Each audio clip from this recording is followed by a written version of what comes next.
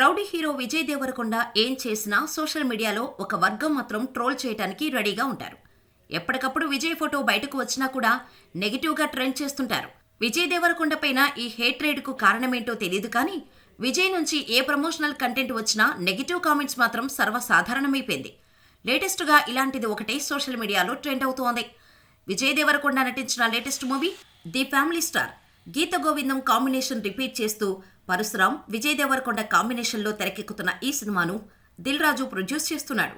విజయ్ ఇందులో middle class family పర్సన్గా కనిపించబోతున్నాడు. మృణాల్ ఠాకూర్ విజయ్ వైఫ్ క్యారెక్టర్లో ప్లాన్ చేస్తోంది.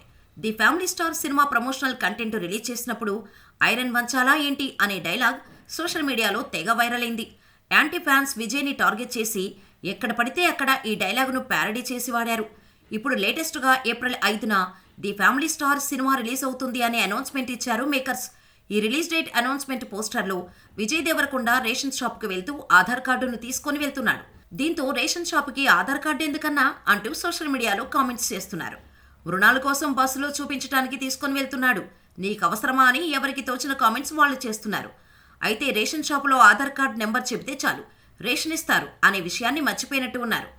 ఈ విషయం తెలియకే విజయ్ దేవరకొండ పోస్టర్పై నెగిటివ్ కామెంట్స్ చేస్తున్నట్టు ఉన్నారు.